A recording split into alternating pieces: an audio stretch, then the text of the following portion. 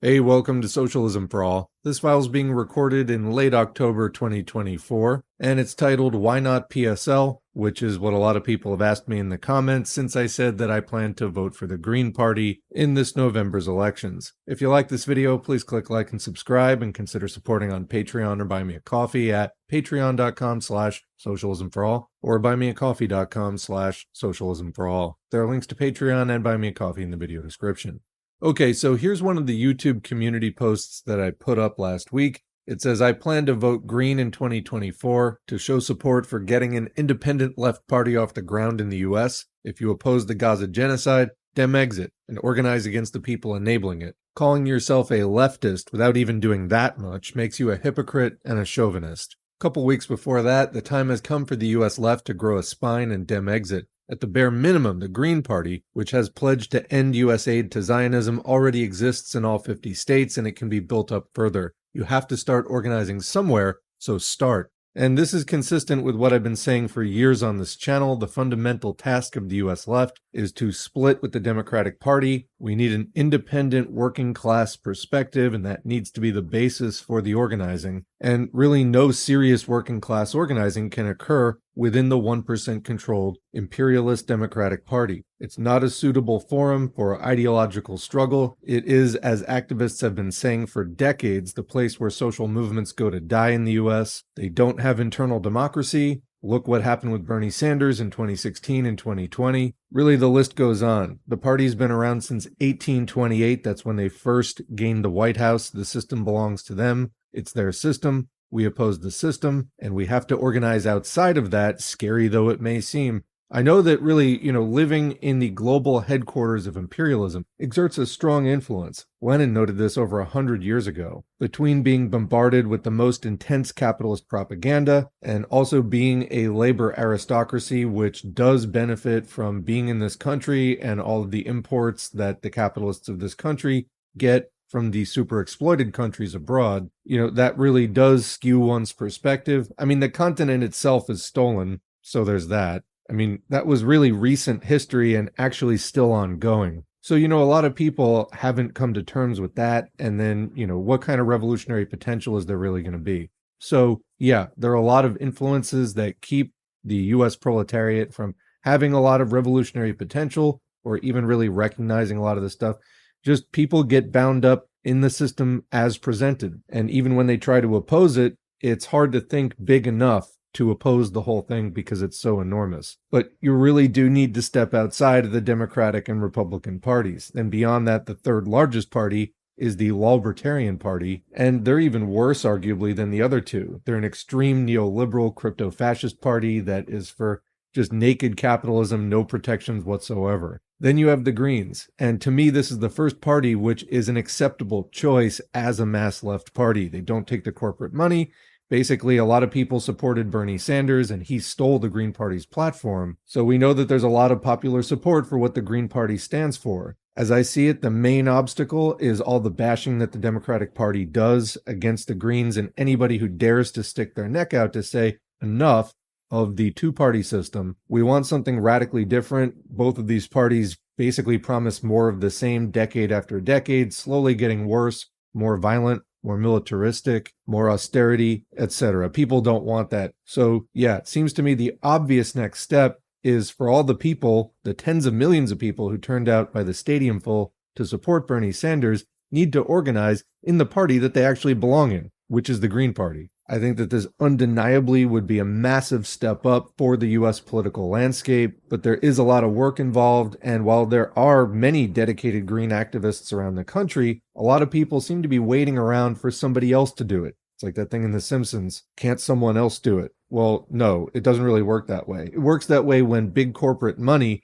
is just funneling options at you that don't really represent you, but when we need a thing for us, we need to build it. So I made this case in S4A livestream number 121. We talked about it for like 2 hours. So if you're interested in that, go check it out. That's my case for why the Greens. But to address the question, why not PSL? Here we go.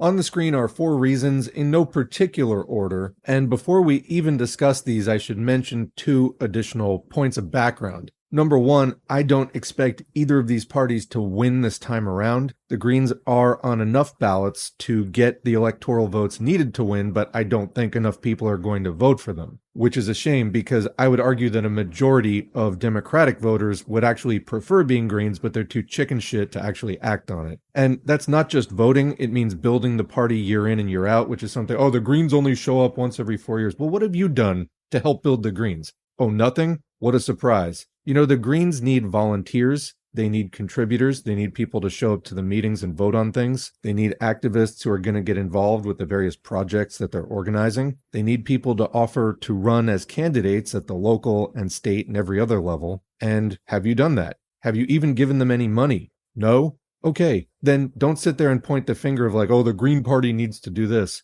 The Green Party is the people who show up to constitute the Green Party. If you didn't show up, you're part of the problem. Anyway, that said, the point is I don't expect Americans this time around to vote for the Greens in sufficient numbers for them to win. Same with PSL. I mean, I hope they do. Hope I'm very, very, very surprised. But even if not, what this is about for me is, again, registering that support for an independent working class party and saying that, hey, here's a person who voted. I am socially and politically conscious. I did this thing, and I didn't vote for your genocide. I didn't vote for your austerity. I didn't vote for your police state. Then point number two is both of these parties, to me, are sufficient in terms of their platform for registering that kind of a statement. Back in 2020, I did a reading on the channel of both the Green Party's platform and the PSL's platform. And again, they both exceed the minimum thresholds for me to support them as the kind of statement that I'm talking about. And if they actually get the power, well, that certainly would shake things up. All right, so with that understanding, let's look at these reasons. So number one is the Greens are on the ballot in many more states than the PSL is. My choice is to support the one that has more infrastructure and that has the opportunity to rally more votes behind it. On the screen is a list that I compiled from ballotpedia.com, and according to that site, Jill Stein of the Greens is on the ballot in 37 states, and there are organized write-in campaigns in an additional 4 states. Meanwhile, Claudia de la Cruz of PSL, or Party for Socialism and Liberation, also the South Carolina Workers' Party, and some unaffiliated ballot lines. Her ticket is on the ballot in 19 states, and then there are write-in campaigns in 14 states. So the Green Party comes out ahead in terms of being able to get more votes and to serve as a more consistent basis for a nationwide rallying point and headcount. And another note is that in the U.S. election rules, if you get 5%, you qualify for more federal funding. The Greens have been striving after this for a very long time. It would be great to see them reach that. So the Greens are on the ballot in many more states. To me, that is a plus in their column, and it's a factor in why I support them. So number two is I am more personally familiar with the Greens and feel that I can support the Green Party based on what I know of it. I became politically active after 9/11, and I marched in the big 2003 worldwide rally against the Iraq War. I had voted for Ralph Nader in 2000, but it was only after 9/11 and the US started rolling out the global war on terror, and also I was old enough and at a point in my life where I could go get politically involved. Well, I started participating in the Green Party. Just looked up the website, went to some meetings, boom. It's kind of all you need to do, actually. So I saw how the US left works, because when you get involved with something like that, you're going to meet Greens, you're going to meet Libertarians, you're going to meet the Trotskyists, you're going to meet, well, basically everybody who's been pushed to the fringes of the US political landscape. Now, not all these groups are the same. Horseshoe theory is not real. Nevertheless, there are some opportunistic alliances between the Greens and the Libertarians on certain common issues such as debate access. But in terms of a class perspective, in terms of values, in terms of platforms, there's really nothing in common there. So that's where I started to get my feet wet. Later, 2008 happened, Occupy happened, etc. And, my education in the left continued to grow. And eventually I started this channel. So I know the Green Party. I know what it is. I know what it isn't. I know what its strengths are. I know what its weaknesses are. And I feel like it is a decent starting point for building the mass left party to get the leftists out of the Democratic Party, which if Bernie Sanders had a spine, he would have done in 2016 when the Democratic Party shafted the entire Bernie movement. Now, we didn't get Bernie doing that. Instead, we have to fight Bernie Sanders now on top of everybody else that we have to fight. And we still haven't had that sort of watershed moment where everybody goes who should be in the Green Party and actually gets in it. So I don't know when that moment's going to come, but I'm more than ready to assist when it does. So I am very personally familiar with the Green Party. I am far less familiar with PSL.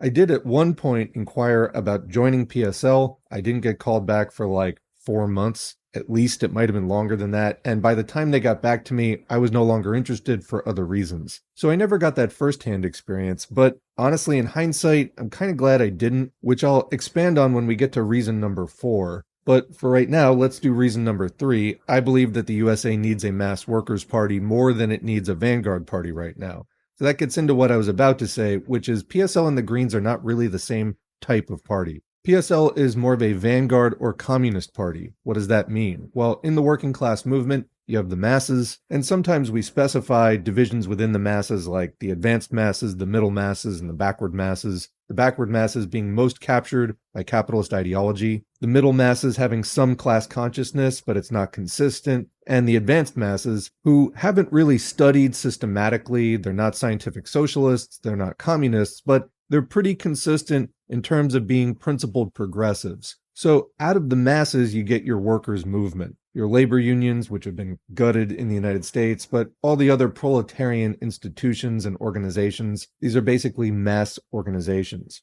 Then you have the vanguard. The vanguard is the tip of the spear, the brain, if you will, the dedicated scholars of revolution, studying labor history, studying the history of class struggle, studying Marxist economics, people who don't just go on vibes, but actually do the study. They read the history, they dig up the statistics, and they get at what's going on behind the appearances that the ruling class tries to put out there, which can be confusing if you haven't done the study. So one of the contributions that Lenin made was the concept of the party of a new type, a party of communists that would have specific rules as to how they organized and basically higher standards of discipline and militancy, holding to principles like democratic centralism. If you're interested in this topic, read Lenin's What is to be Done from 1902. We have it on the channel as an audiobook. But basically, this is a way of organizing that Lenin thought it was necessary to do in order to get a revolution actually, all the way from the beginning to the end and taking power. And that's exactly what they did, so it worked. So PSL tries to be more of a party of this type.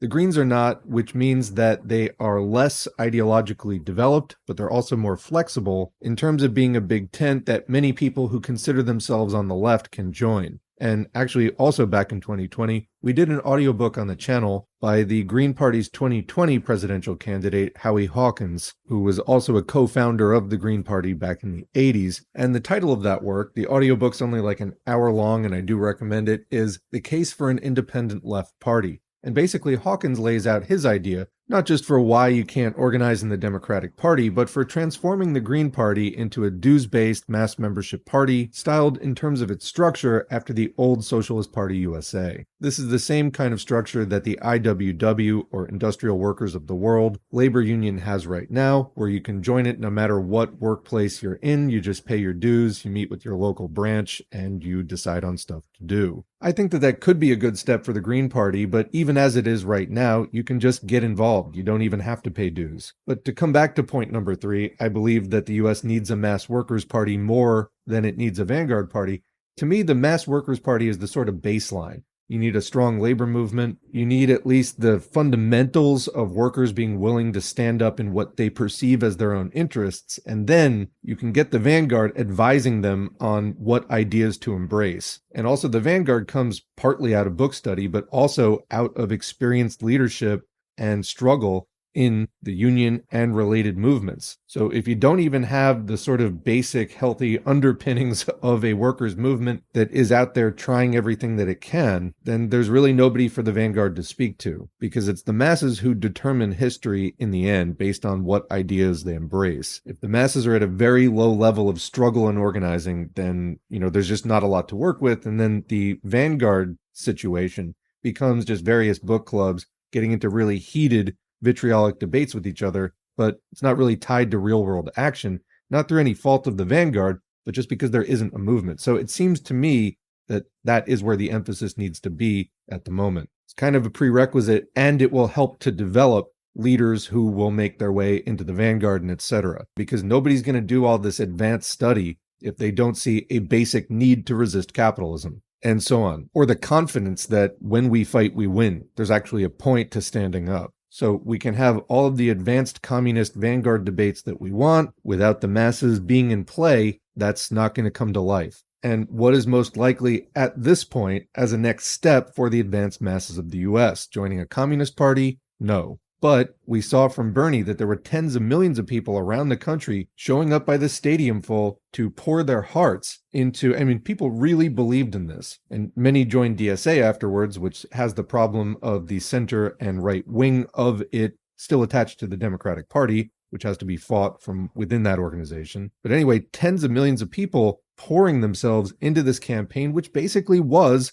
the GreenParty platform. Actually, it's a little watered down from the GreenParty. So that we know is where a lot of people, a sufficient number of people, in fact, to get something done, do support that. So I would love to see those people out of the Democratic Party into the GreenParty. Then we see what happens. And based on what it's doing, help to guide them along. That takes relationships, influence. And, I think that all these things are happening already, but it needs the numbers. All right, so point 4, as far as vanguard parties go, there are a number of contenders on the U.S. landscape.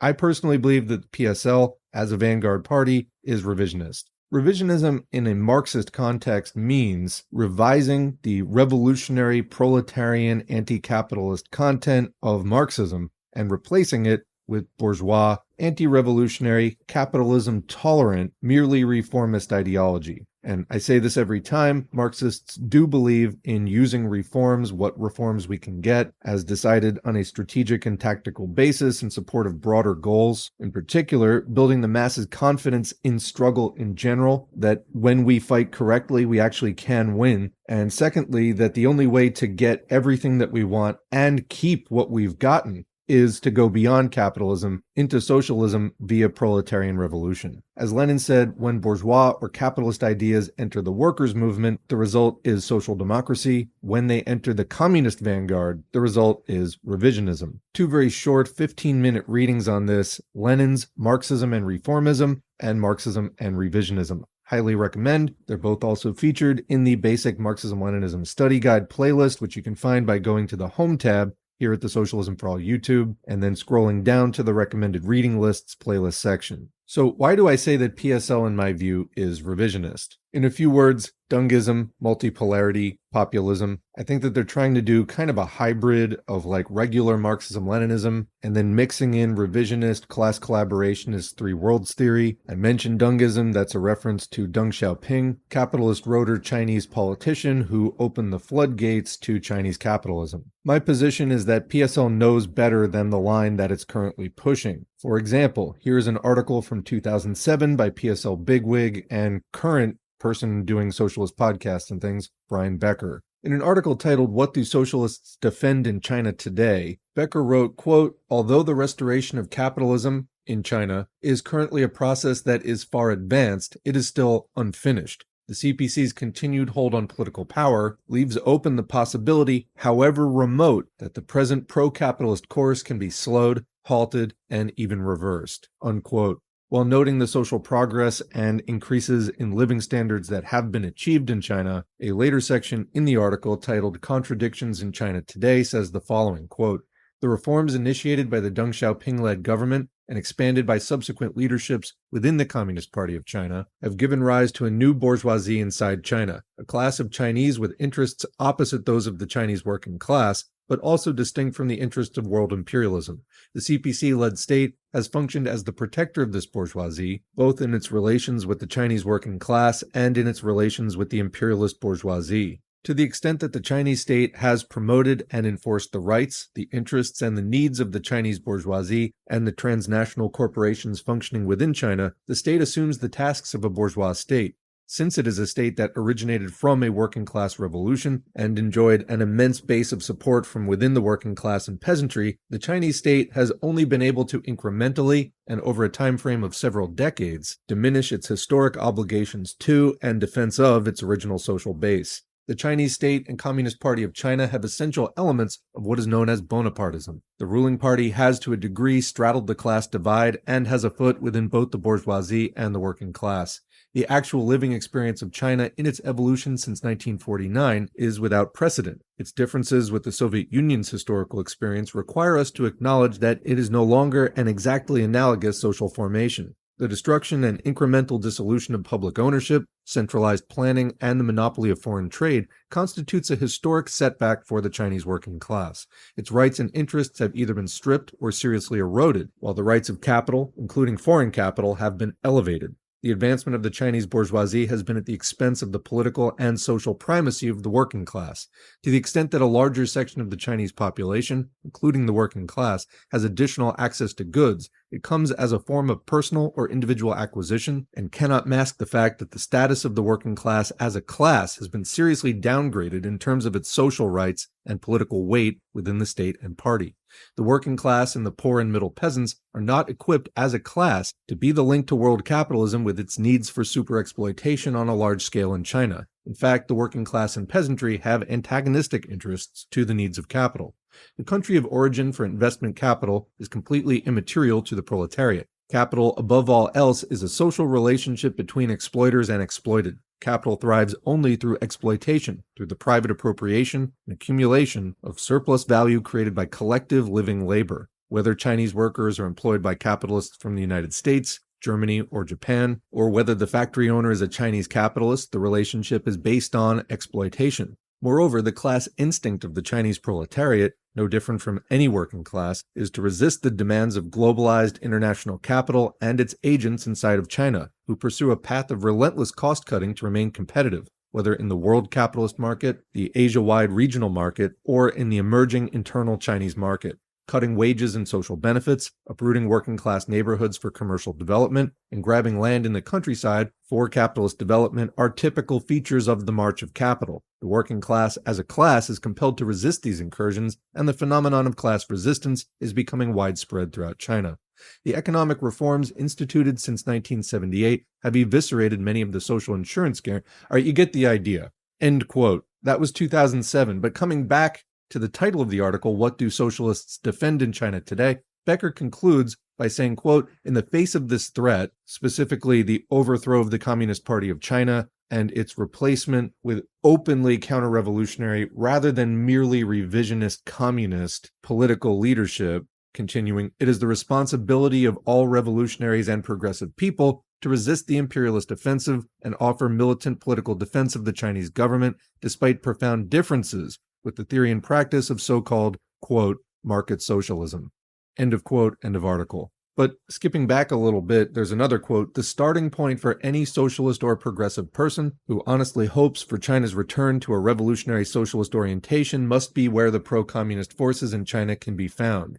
Any left-wing and truly pro-communist forces that exist in China are almost certainly located within the 73 million members of the CPC, not in some other political formation, unquote. So basically saying socialists should recognize that China is revisionist, but still defend it because anything else at this point would almost certainly be worse. Now, as far as my opinion about that, I think that overall, it's not the least reasonable thing I've ever heard. As far as the actual revolutionary elements being within the CPC, I'm not a part of Chinese society, and I'm not super familiar with where the strength of the anti-revisionist movement within China is today. But aside from that quibble, yeah, I would overall agree with that analysis, more or less. The problem is that this isn't 2007 anymore. When that was written, the global financial crisis of 2008 hadn't even happened yet, and the global far-right convergence as a response to the GFC, all the austerity, the mounting fascist movements, that wasn't really in place in the same way that it is now.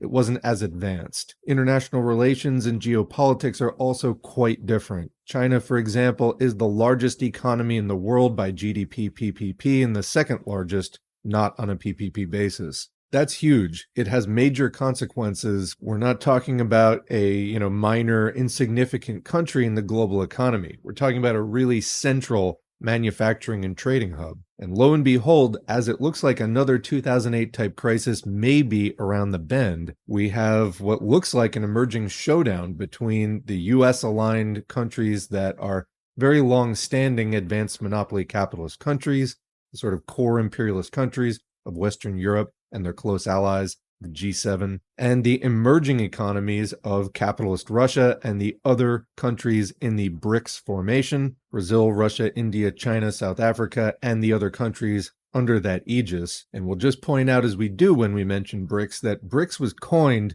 by an investment analyst at Goldman Sachs in 2001 to describe investment opportunities in the emerging developing markets. So yeah, maybe not such a political powerhouse or whatever, but what we may have there, and probably do, is a rival imperialist or advanced monopoly capitalist bloc, which is competing with the reigning champ for dominance. What has happened in the past in these scenarios is World War. Historically, major inter-imperialist conflicts that start not as war, but, well, war is an extension of already existing policy just being pursued on the battlefield because, diplomatic negotiations broke down. This has major consequences, and it's really important to get this analysis right. For a vanguard party, this is a litmus test. So far, what I've seen out of PSL is not in line with my understanding of how to apply Marxist-Leninist principles and analysis to the world situation, specifically China, and with the prospect of a world war around the corner. Again, there's just no room for errors. So to me, they are not the vanguard party that we need. I guess as a fifth point, which really doesn't have to do with why not PSL, but I'm sure that a lot of people are going to be asking it in the questions. Well, what do you think is the vanguard party? Okay, so far we've established in this video that I think that the U.S. workers' movement needs to build fundamentals before it can really do anything. It really needs to get its legs and, get some sense of its own power. I don't think it has any of these things right now, and if U.S. workers won't even build the Green Party, or, if you're going to duplicate the Green Party and make some new party that basically ends up being the Green Party all over again, I don't think it's going to be any more successful, but whatever. You're going to make something that is the Green Party or like the Green Party. That's good. If you're not even going to do that, I don't know where you think we're going to get started, because it's not going to be in the Democratic Party. Again, I think a lot of the people that won't go green are still either attached to the Dems, or they're so beaten down by the Dems that they're afraid to stick their neck out. So to me, there's a lot of preliminary work that needs to be done. Second, yes, we do need a vanguard party, but to me, it's not PSL. I think that any attempts to generate a vanguard party right now are going to be basically futile. I don't think that the movement is where it needs to be. I think that there are some smaller study groups that have some promise, anti-revisionist study groups. And, these come and go. There are already some I've mentioned on the channel which don't exist anymore, others which still exist, but which have gone off in directions that I completely disagree with. And, this is the way that it is. People come together and people try to develop a line out of what they've studied. And sometimes it makes sense, sometimes it doesn't. Whatever the case, I definitely hope that we see an anti-revisionist, which is to say Leninist, because Lenin was a committed anti-revisionist, and basically all, when we talk about revisionism, it is departing from Marx and Lenin. So yeah, you're calling yourself Marxist-Leninist, but then holding these wildly revisionist views.